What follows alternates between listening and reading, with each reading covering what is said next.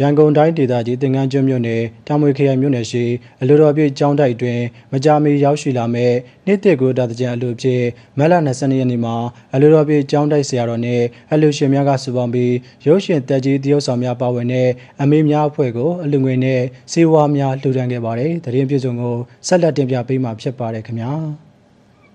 မကြာမီရောက်ရှိလာမယ်မြမနှစ်တစ်ကူအတွက်မြမရုပ်ရှင်လောကမှာတက်ကြီးနုပညာရှင်များဖြစ်ကြတဲ့အမေများအဖွဲ့ကိုပြည်တွင်းပြည်ပသာသနာပြုလူတော်ပြည့်ဆရာတော်ဖျားကြီးကအုပ်ထိပ်ထားပြီးဆရာတော်ရှင်ကုမာရကဦးဆောင်ကအလူရှင်များကအလူငွေနဲ့စေဝါများကိုထူထမ်းခဲ့တယ်လို့သိရပါတယ်။ရုပ်ရှင်အနုပညာလောကမှာနေပြီးတော့အမေများအဖွဲ့ပေါ့နော်အမေများအဖွဲ့ရယ်မမများအဖွဲ့ရယ်ကုလူရှော့အဖွဲ့ရယ်ဆိုတာရှိတာပေါ့ဆိုတော့ဒီ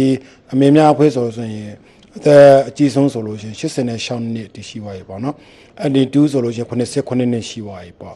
အဲ့တော့ဒီလူမျိုးအတာတကြံနဲ့အတူပေါ့နော်နေ့သက်ကူတော့မယ်ဆိုတဲ့ခါကျသူတို့ကအသက်တွေပါတယ်ကြည်လာပြီဆိုတဲ့ခါကျရင်အမေများအဖွဲ့ပေါ့15ရောက်လာပြီးတော့ဒီမှာဦးစိန်နဝကံမှာအလူငွေပေါ့နော်လူတက်မှာပေါ့အဲ့အနုပညာဝါသနာပေါ့အသက်80ကျော်ပြီမဲ့သူရဲ့ဝါသနာတွေကအခုချိန်ကြီးကိုဆက်လက်ပြီးတော့ထဲသိနေစေပေါ့နော်ဆိုတော့ဒီလိုမျိုးလူတက်ရတဲ့အတွက်လည်းပဲပြည်တော်ပြည်ပသနာကျေးဇူးတော်ရှင်လူတော်ပြည့်ဆရာတော်ဘုရားကြီးဥလိုက်ထားပြီးတော့နေ့သိမင်္ဂလာအခါသမယမှာအမေများအဖွဲ့ကိုလူတက်ရတဲ့အတွက်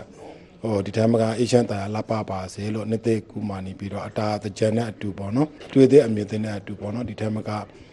လူတက်နိုင်ပါစေလို့ဒီထမ်းမကအသက်ရှင်ကျန်းမာပါစေလို့ဆုတောင်းမေတ္တာပို့တာပါအမေများအဖွဲ့ရဲ့ဝမ်းသာပီတိစကားတန်များကိုခုလိုကြားသိခွင့်ရရှိခဲ့ပါတယ်အခုလို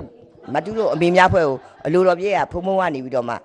ပင်းဖိတ်ပြီးတော့မှအခုလိုပေါ့နော်အလူဒါနပြုပေးတဲ့ကျေးဇူးအများကြီးတင်ပါတယ်လို့ဖုံဖုံနဲ့ပရိဒအလုပ်တွေလည်းလုပ်နိုင်ပါစေအမြဲတမ်းလှူနိုင်ပါစေလို့ဆုတောင်းပါတယ်ရှင်ဒီနေ့တကြံမှာတော့ဝစ်စုံ၄စုံထုတ်ပေးတယ်အမေဆန်းပြီးလို့ရှိရင်မြို့တော်ဝင်မှာကမယ်ပြီးလို့ရှိရင်မတ်တက်တီရှိရင်လိုက်ကမှာပေါ့အမေတွေကလည်းပြည်သူတွေကိုဒါချစ်ပြီးသားပါပဲလို့ဒါအမေတွေဖွဲ့ကိုလည်းအမြဲထားတာအားပေးကြပါဒီနေ့ထိတ်ဆုံးကကိုရန်အိမ်မှာသွားကတာ